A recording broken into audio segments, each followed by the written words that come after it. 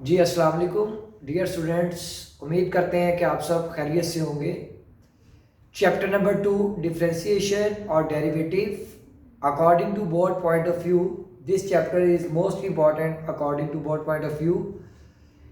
अगर हम इस चैप्टर में टोटल वेटेज की बात करें तो 28 मार्क्स का इस चैप्टर से पेपर आता है।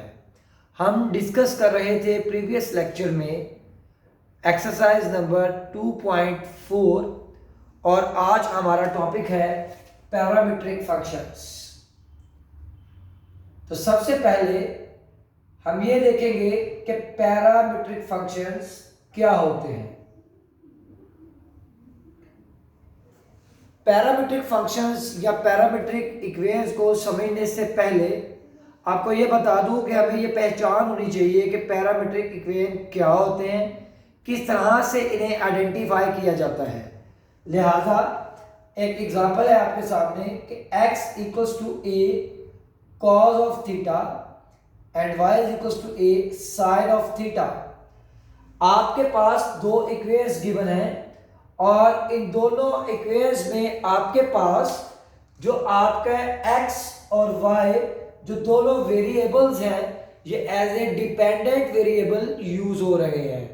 जब भी आपके पास दो इक्वेशंस गिवन हो और आपके पास x और y दोनों variables as a dependent variable use हो रहे हो तो आप ये कह सकते हैं कि दी गई इक्वेशंस जो है वो पैरामीट्रिक इक्वेशंस हैं और इन्हीं को आप पैरामीट्रिक फंक्शंस कहते हैं।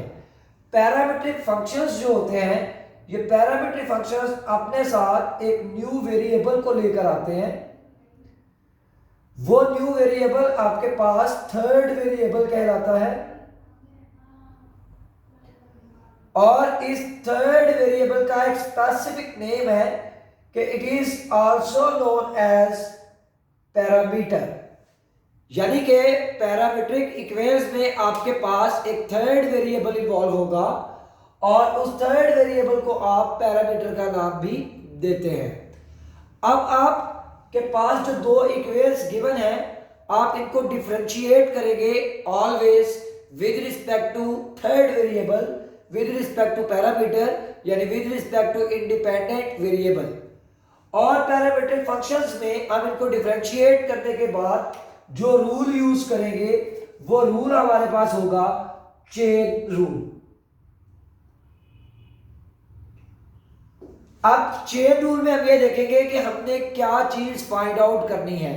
तो हमने फाइंड आउट करना होता है dy बाय dx। तो आप इसे लिखने का तरीकेकार ये है कि इधर लिखेंगे dy और इसे लिखेंगे dx। तो जो भी आपके पास थर्ड वेरिएबल आ रहा होगा वो थर्ड वेरिएबल थीटा भी हो सकता है और वो थर्ड वेरिएबल आपके पास p भी हो सकता है। तो आप थर्ड वेरिएबल का डिफरेंशियल से जो है मल्टीप्लाई करेंगे और उसी के डिफरेंशियल से जो है वो आप डिवाइड करेंगे। dy बाय डी थीटा की जगह इसकी वैल्यू रिप्लेस करेंगे, डी थीटा बाय dx की जगह इसकी वैल्यू रिप्लेस करेंगे और आपके पास required answer first derivative dy by dx आ जाएगा आफ्टर रिप्लेसिंग दी वैल्यूज। तो ये छोटा सा एक सिनेरियो था, छोटा सा एक कॉन्सेप्ट था, दोबारा सुन लीजिएगा कि पैरामीट्रिक फंक्शंस में आपके पास दो इक्वेशंस गिवन होगी और x और y दोनों आपके पास as a dependent variable use हो रहे होंगे। आप देख सकते हैं कि आपके पास दोनों इक्वेशंस में x और y as a dependent variable use हो रहे हैं। पैरामीट्रिक फंक्शंस आपके साथ एक नया वेरिएबल लेकर आते हैं, उस वेरिएबल को थर्ड वेरिएबल का नाम दिया जाता है। इसका एक स्पेसिफिक नेम है कि इसको आप पैरामीटर का नाम भी देते हैं। आफ्टर डिफरेंशिएटिंग दीज इक्वेशंस आप चेन रूल का यूज करेंगे और चेन रूल में जो चीज आपने फाइंड आउट करनी है ये आपकी डिपेंडेंट साइड पर आएगी यानी dy बाय dx। तो dy आपने एज इट इज लिखा जो न्यूमरेटर में था और dx डिनोमिनेटर में था तो उसको भी एज इट इज लिखा। जो थर्ड वेरिएबल होगा उस थर्ड वेरिएबल के आप डिफरेंशियल से इसको मल्टीप्लाई करेंगे और उसके डिफरेंशियल से आप डिवाइड करेंगे। तो थर्ड वेरिएबल आ रहा है आपके पास थीटा, तो आपने थीटा के डिफरेंशियल से मल्टीप्लाई किया और थीटा के डिफरेंशियल से आपने डिवाइड किया। तो ये है इसका एक छोटा सा सिनेरियो। अब इसके हवाले से हम इसकी डिफरेंट जो है वो एग्जांपल्स देखेंगे। तो हम यहाँ पर इसकी एग्जांपल को देख लेते हैं। सबसे पहले कि जो एक्सरसाइज नंबर आपके पास 2.4 है इसका क्वेश्चन नंबर 2 यानी कि हमारे पास एक्सरसाइज है 2.4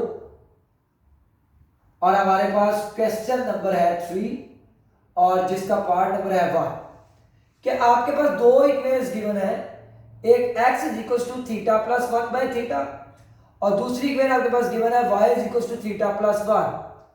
आप अपने पास से इन इक्वेशंस को एक नाम अलॉट करेंगे, चाहे इक्वेशन नंबर 1 कह दें, इक्वेशन नंबर 2 या a b, कोई भी नाम आप इनको अलॉट कर सकते हैं। अब सबसे पहले हमें ये पहचान करनी है कि पैरामीट्रिक फंक्शंस हैं या नहीं है। तो पैरामीट्रिक फंक्शंस में आइडेंटिफिकेशन ये बताई कि x और y ये दोनों आपके पास वेरिएबल्स जो है ये डिपेंडेंट साइड पर आ रहे होंगे, यानी आपकी लेफ्ट हैंड साइड पर आ रहे होंगे और राइट हैंड साइड पर आपका थर्ड वेरिएबल मौजूद होगा जो कि यहाँ क्या है, थीटा है। अब आप इन इक्वेशंस को डिफरेंशिएट करेंगे with respect to third variable, यानी with respect to independent variable जो कि यहाँ क्या है, थीटा। तो आप इक्वेशन नंबर 1 को टेक कर रहे हैं x equals to theta plus 1 by theta. आपने करना क्या है कि आपने इस इक्वेशन को डिफरेंशिएट करना है और आप डिफरेंशिएट करते हैं with respect to independent variable और यहाँ इंडिपेंडेंट वेरिएबल मेरा बेटा आपके पास थीटा है। तो आप d over d theta both side जो है वो अप्लाई करेंगे।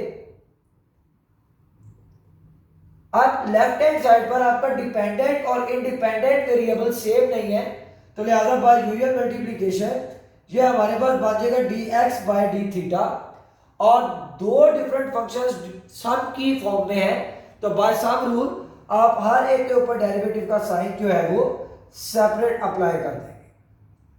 तो 1 ओवर थीटा के ऊपर आपने डेरिवेटिव का साइन सेपरेट अप्लाई कर दिया, तो थीटा का derivative with respect to theta 1 और 1 बाय थीटा का डेरिवेटिव आपके पास होता है -1 बाय थीटा स्क्वायर। चाहे आप कोशेंट रूल अप्लाई कर लें या आप यहां पर अपना पावर रूल को भी जो है वो अप्लाई कर सकते हैं।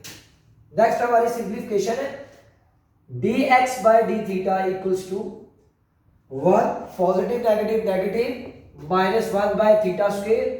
एलसीएम टेक करेंगे, थीटा स्क्वायर आएगा, थीटा स्क्वायर -1।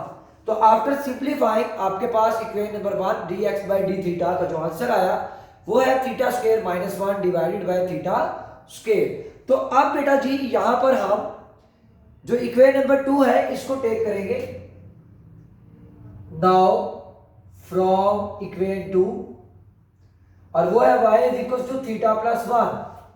अब राइट हैंड साइड पे जो वेरिएबल आ रहा है वो क्या है, थीटा है, तो आप डिफरेंशिएट करेंगे इसको विद रिस्पेक्ट टू थीटा।